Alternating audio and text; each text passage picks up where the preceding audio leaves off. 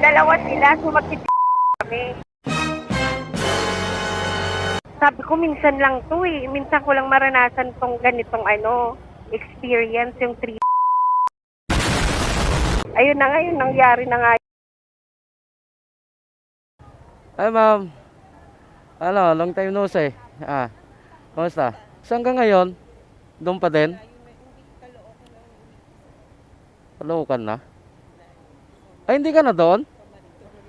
Caloocan ka na ngayon uwi. Doon kita hatid ngayon. Oo ba? Tara.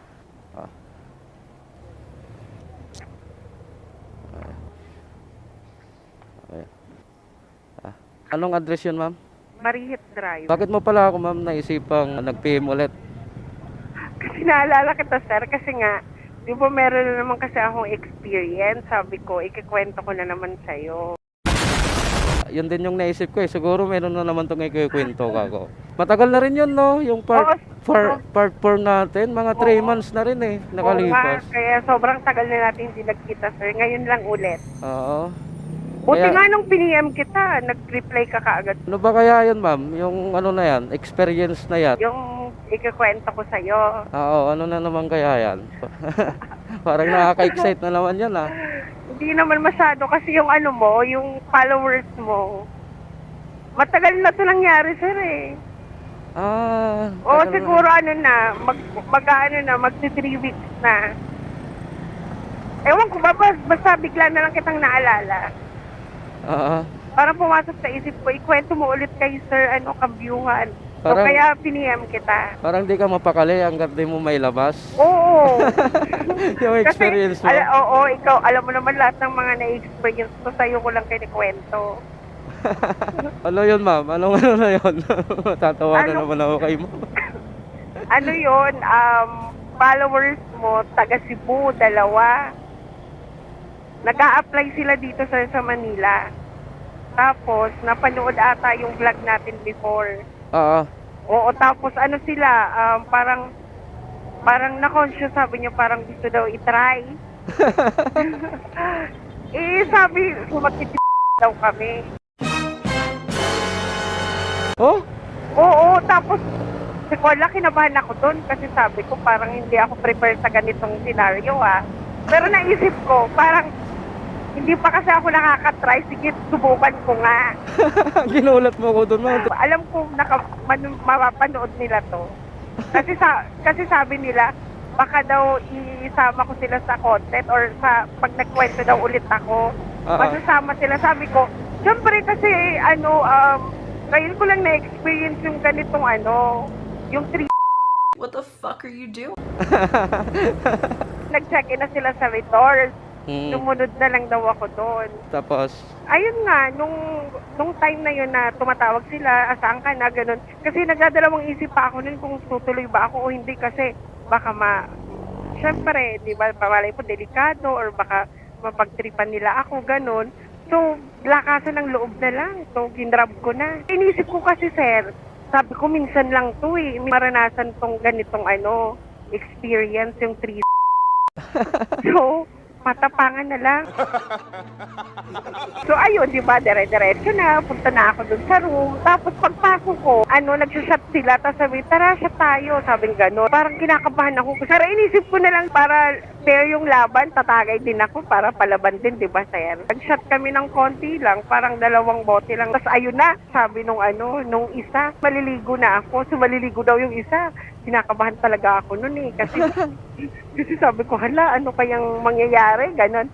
Tapos, after nung isa maligo, yung isa naman. Tapos, di tapos na yung 2. Tapos sabi niya, ano ka na kay, ligo ka na. Ayun na, tapos na. Tapos, paglabas ko ng nakakumot na silang 2. Tapos, may space sa gitna. Tapos, sabi ko, dyan ako. Tapos, sabi nung isa, obvious ba? Kaya nga, tayo, sabi niya gano'n. Tapos ayun na, tumabi na nga ako sa kanila. Ayun na nga, yung nangyari na nga yun, sir, na hindi ko inaasahan kasi tinanggal ko na yung kumot. Bumungad agad sa akin yung nila. oh, nakaready talaga kagad? Wag na daw patagalin. so sabi ko, sige na nga. Tapos ayun na, una muna, Yung isa, inaano-ano ko muna siya, sinusubo muna. Tapos yung isa naman nilalaro-laro yung dahil. Silang dalawa sinusubo, salitan. Kaliwat kanan, ganan. May napansin kasi ako dun sa dalawa habang ko sila. Yung sa isa, medyo nahihirapan ako. Yung isa parang parang okay lang, tama lang, gano'n. Tapos, nagpo-focus ako sa medyo maliit, hindi masyadong malaki. So, yung isa, bumaba na yung isa, yung malaki. Tapos sabi ko, kuya, pwede bang wag ikaw yung una, siya na lang. Kasi sabi ko, baka mahirapan ako. Tapos sabi niya, hindi, siya napasigaw talaga ako. Sir, parang lahat ng kilala kong santo natawag ko. What the fuck are you doing? Ang laki kasi. Oo, kasi di ba matagal nga akong walang Parang feeling ko nga may napunit kasi ang laki talaga niya. Oo. Pero hindi sila magka-size parehas. O hindi sila magka-size, yung malaki, inunan yung maliit eh. So ayun na, nag-ano na siya, ganun na, nag-pump na, ganun. Tapos ayun, natapos na siya, pero ang half day pa rin, masakit, sabi ko parang napunit. Tapos yung isa naman, sabi niya, ako naman dun sa baba. Tapos sabi ko, sige, yung isa, parang wala akong naramdaman. Kunwari, nag-ano na lang ako, naki-ride on na lang ako dun sa, kunwari, pero sa totoo lang, hindi ko naramdam kasi nauna kasi yung malaki. Oo, nauna yung malaki, tapos yung maliit kasi nahuli, kaya hindi ko na masyadong ramdam. Nagre-reklamo, sabi niya, nung ako na yung umano, wala nang sabit. Sabi niya.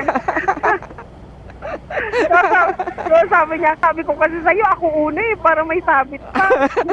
Kung ako natuloy yung wala nang sabit. Sabi niya, kumawa naman yung isa. Grabe talaga pala, ma'am, yung nangyari. Ito na yung the best experience ko na naranasan kasi napapanood ko lang sa dati. Mas masarap nga yung bayo ng isa kasi nga malaki, di ba?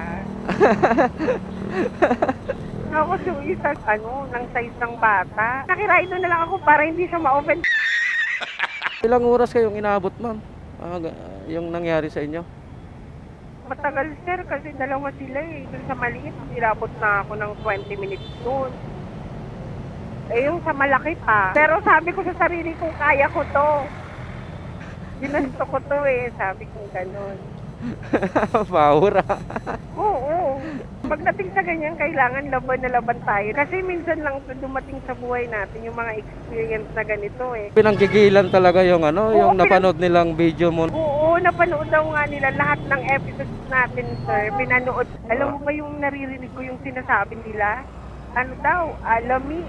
Ano kaya yung ibig sabihin ng lami? Lalo na nung malapit na siya. Kasi nararamdaman ko na, ayun na nga, mainit na. So sabi ko, tapos na to. Mainit na. Oo, naramdam ko na malapit na siya kasi bumibilis na yung ganun-ganun niya, sir. Oo, sobra. Yung isa naman, nung nag-ano na, siya na yung nakapwesto sa likod. Ayun, nakiride on na lang ako kasi di ba maliit lang yun, sir.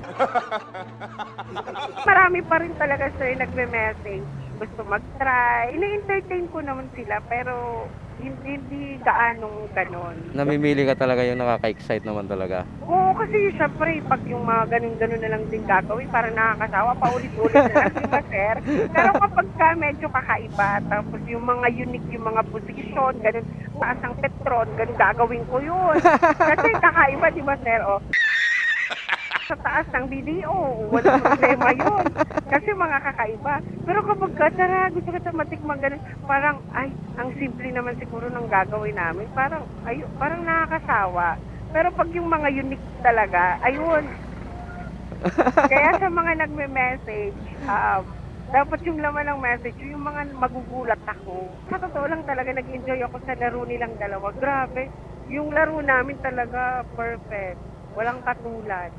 Okay na? Okay.